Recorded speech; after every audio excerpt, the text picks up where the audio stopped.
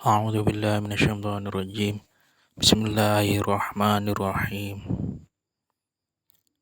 Faslun arkanus sholati sab'ata asyara. Sekarang dalam kitab Sulam Taufik ini menjelaskan pasal tentang rukunnya sholat. Arkanus sholati sab'ata asyara. Rukun sholat itu ada 17. Al-awalu an-niyatu bil qalbi. Yang pertama yaitu niat dalam hati lil fi'li untuk melaksanakan sholat. Kalau dilapatkan jadinya usolli, saya sholat. Wa yu'ayinu data sababi, dan menentukan sholat yang memiliki sabab dalam sebagian kitab, dalam sebagian terbitan yang lain atau kitab yang lain, catatan percetakan yang lain. Dalam kitab Sulam Taufik ini ada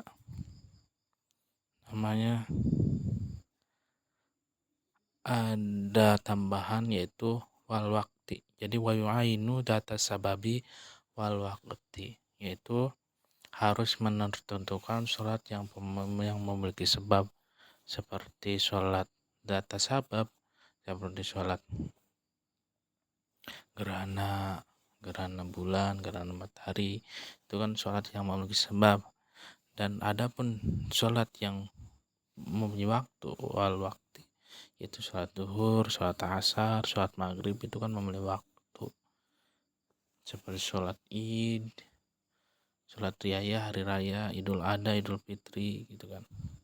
Jadi harus ada misalkan usolli tadi kan ta'yin lil fi'li, ada istilah usolli dalam arti, kemudian ta'yin yaitu misalnya duhur ya duhur, atau dati sabab seperti saat gerhana yaitu khusuf atau kusuf gitu. Sholli fardhu duhri gitu kan. Kalau duhur, jadi zuhur, asar itu harus ada kerencet dalam hati. Usolnya harus ada, duhur asarnya juga harus ada kerencet dalam hati ya. Tapi enggak harus dilapatkan, cukup kerencet dalam hati. Kemudian wayanwi al-fardiyata fil fardi. Kemudian juga wajib untuk niat kefarduan dalam sholat fardu. Seperti kalau sholat fardu, sholat duhur, sholli fardu duhri, fardun lillahi ta'ala. Jadi ada kata-kata fardon. Jadi istilah fardunya itu harus ada dalam hati. Jadi usolli kalau duhur, duhro, atau nanti di akhir dengan fardon gitu ya, harus ada kerencet dalam hati itu. Yang tiga itu harus ada. Kemudian wayaqulu bihaitu yusmi'u nafsahu kakulli ruknin qolin Allahu Akbar. Dan juga kemudian harus mengucapkan wayaqulu bihaitu yusmi'u nafsahu, dan mengatakan sekiranya bihaitu yusmi'u nafsahu, sekiranya dapat didengar oleh dirinya sendiri, kakulli ruknin, seperti halnya semua rukun, qolin yang bangsa ucapan, yang diucapkan, rukun yang diucapkan, mengucapkan Allahu Akbar. Jadi setelah pas Allahu Akbar ini dibarengi dengan niat Allahu Akbar, hati kita udah kerencet tadi niat sholat. Sekiranya melapatkan Allahu Akbar ini harus didengar oleh dirinya sendiri orangnya, seperti semua rukun-rukun qolis, rukun-rukun yang bangsa ucapan yang diucapkan seperti Fatihah, tahiyat, salam, itu wajib kan berupa rukun fi'li, maka harus didengar oleh dirinya. Wahwa tani arkaniyah, yang mana Allahu Akbar, mengucapkan Allahu Akbar ini atau biasa disebut dengan takbiratul ihram, itu merupakan nomor 2 dari rukun sholat. Yang pertama niat, kemudian yang kedua yaitu takbiratul ihram itu Allahu Akbar. Dan syaratnya itu harus didengar oleh dirinya sendiri. Kemudian asalisu al-qiyamu fil fardhi lil qadiri.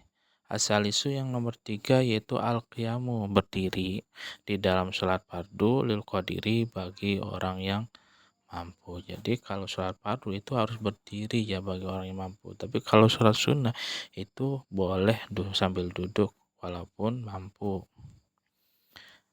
Kemudian ar-rabi'u qiraatul Fatihah, yang keempat yaitu membaca Fatihah.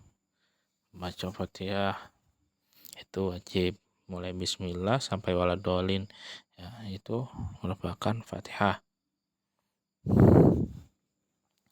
Qiraatul Fatihah, membaca Fatihah dimulai di bismillah ya, bismillah masuk dalam Al-Fatihah menurut Imam Syafi'i. Jadi harus membaca bismillah dan diakhiri oleh waladhdallin gitu kan. Nah, itu Fatihah. Bil basmalah, dengan bacaan bismillahnya itu masuk dalam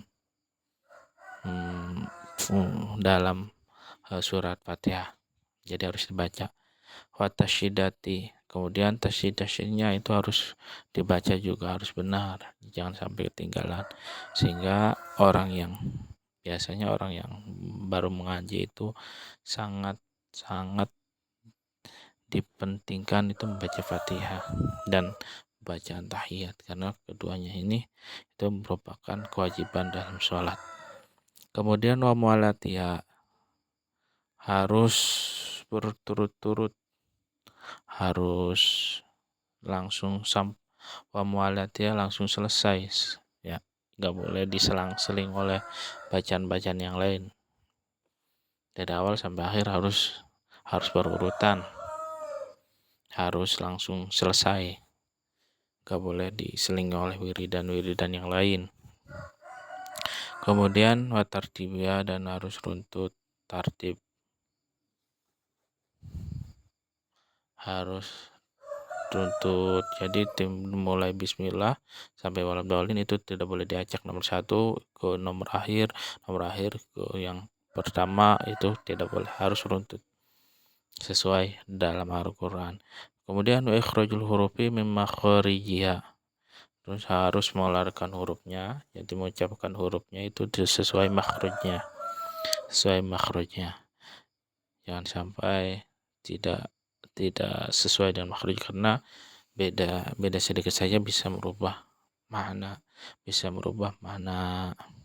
Kemudian wa adamil lahni al mukhilli bil ma'na, kemudian tidak adanya lahan yang dapat merusak terhadap maknanya Al-Fatihah.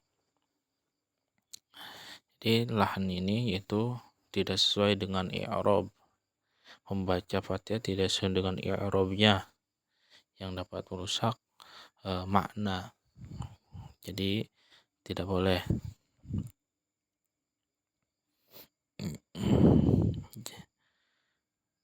Ada malahan tidak semrawut bacanya ya. Jadi harus benar ya. Tidak lahan yang dapat merusak maknanya Fatihah. Kemudian wa ihruma lahnu alladzi lam yukhillu, dan juga haram hukumnya lahan yang tidak merusak makna. Jadi ada lahan yang merusak makna, yang tidak merusak makna, ada lahan yang merusak makna. Kalau lahan yang merusak makna itu batal, tapi kalau lahannya itu tidak merusak makna itu tidak batal tapi haram. Wala yubtilu lan, dan tidak batal tapi tidak batal tapi tetap haram. Kemudian al-khamisu ruku', yang kelima yaitu ruku'. Gimana caranya ruku'? Yaitu biayan hania bihaitu tanah lurahatu rukbatahi. Biayan hania dengan sekiranya merkungkung yaitu jongkok gitu ya, apa bahasa Indonesia apa ya, berkungkung itu, eh, ya berkungkung gitu, doyong ke depan. Biasa tanalu rohatuhu rukbatai, sekiranya telapak tangannya itu memegang dengkulnya, kedua dengkul. Jadi telapak tangan sampai memegang dengkulnya. Kemudian tadi ruku, asadisu, kemudian yang keenamnya yaitu tumaninatu fi biqadri subhanallah, yaitu harus tumaninah, berhenti sebentar biqadri subhanallah, dengan kadar mengucapkan subhanallah. Jadi tidak langsung ruku langsung i'tidal gitu. Ya enggak, harus ada berhenti sejenak sekiranya dapat membaca subhanallah. Kemudian asabi'u al-i'tidalu bi'ayan tasibah qaiman. Kemudian yang ketujuh yaitu harus i'tidal. Apakah yang bagaimana cara i'tidal bi'ayan tasibah qaiman? Sekiranya berdiri jejak ya. Tidak doyong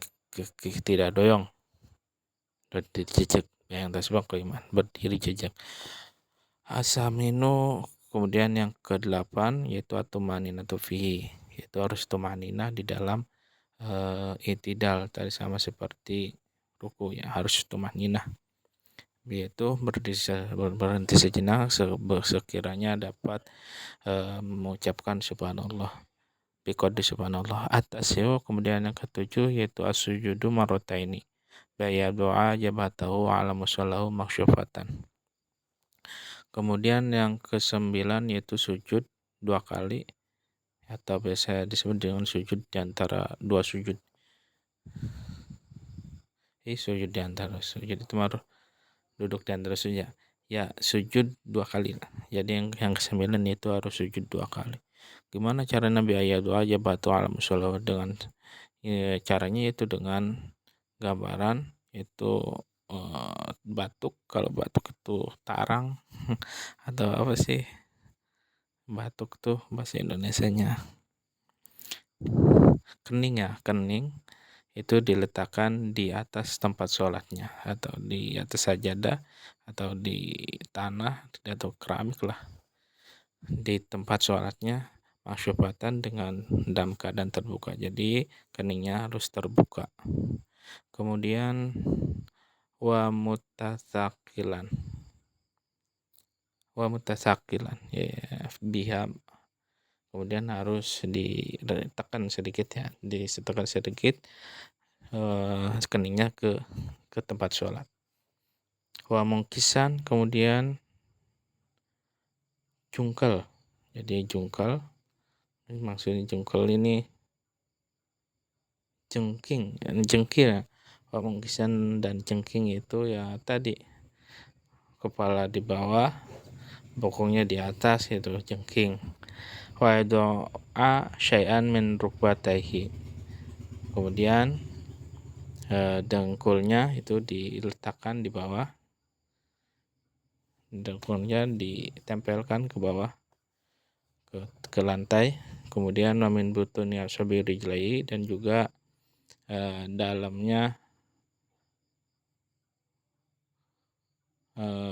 dalamnya driji kedua kaki. Jadi kedua kakinya itu drijinya ditempelkan ke lantai ya.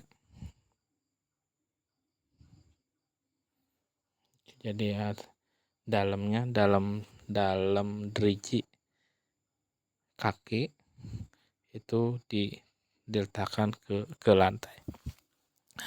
Kemudian al-asyairu atumaninatu fihi. Kemudian yang ke-10 yaitu harus tumanina di dalam ruku'. Kemudian al-hadi asyaru al-julusu baina sajdataini, yang ke-11 yaitu duduk di antara 2 sujud.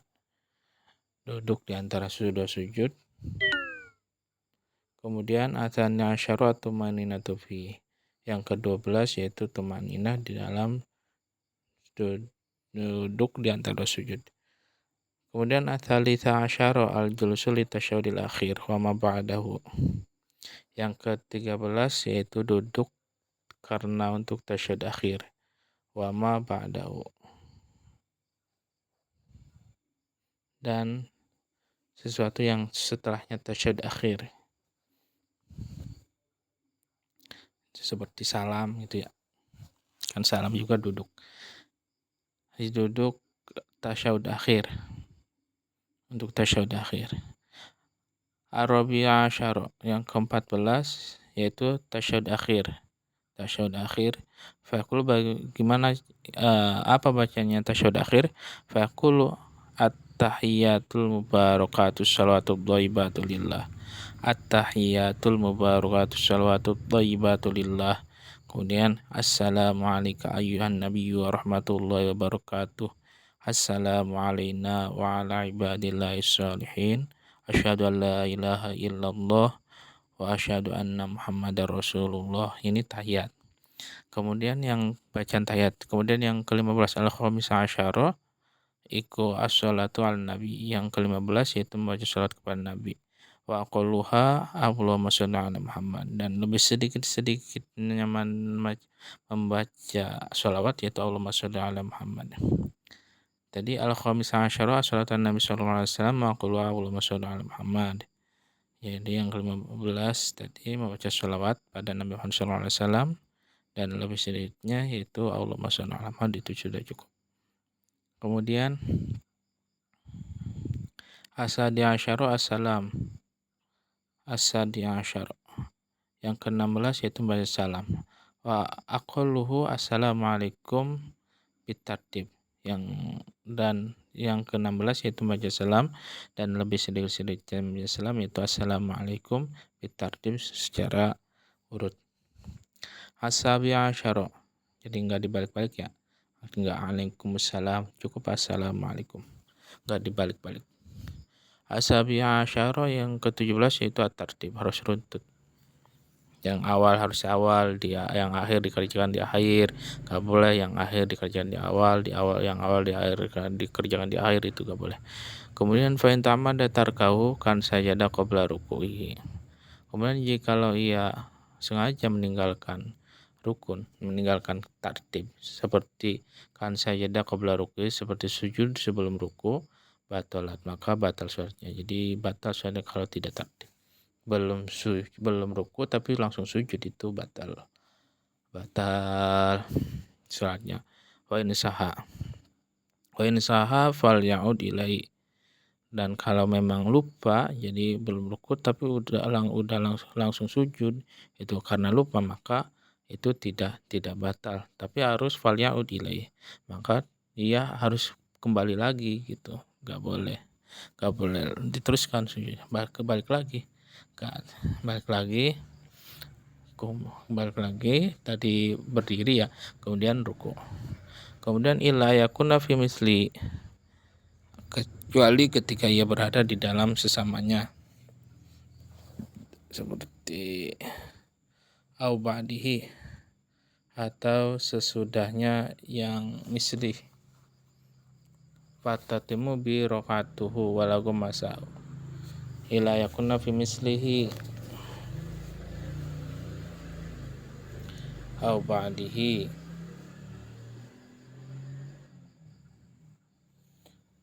kecuali ila yakuna fi mislihi, ketika ia berada di dalam seumpamanya tadi, rukun tadi, yang sesamanya, au ba'di, atau sesudahnya mislihi. Fatatimu bi rokatuhu, maka ia sempurnakan dengan tadi mislihi tadi, rokaatnya ia sempurnakan. Walago fatatimu bi rokatuhu, maka sempurna sebab tadi mislihi rokaatnya si musolli. Walago masabi, dan ia menjadi dan sesuatu yang dikerjakannya itu menjadi nganggur. Ya, misalkan ini nih, ila yakuna fi misli ba'di fatatimu bi rokatu. kecuali ada dalam sesamanya. Jadi misalnya gini, saya tuh sedang berdiri ya, walam dolin misalkan gitu ya, walam dolin, kemudian nggak ruku tapi langsung sujud, lupa nih, karena lupa sujud terus duduk di antara terus duduk di antara sujud, kemudian kita berdiri lagi. Nah, berdiri lagi kemudian kita ruku lagi. Nah, kita ruku. Nah, ini mislihi ini. Mislihi. Nah, maka rokaat yang tadi kita sujud tadi itu tidak dianggap. Ya, tidak dianggap satu rokaat. Enggak dianggap. Au ba'dihi atau sesudahnya. Jadi kan tadi kan itidal langsung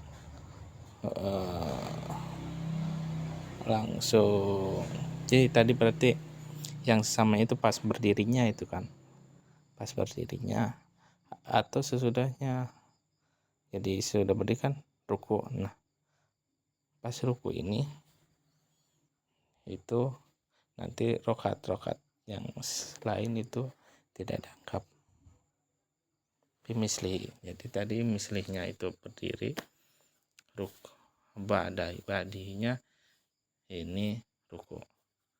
Fatemu birokat, maka sholatnya rokatnya ini sempurna.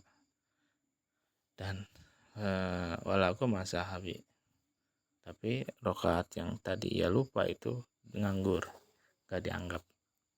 Paslon al jamaatu wallahu alam bishawab.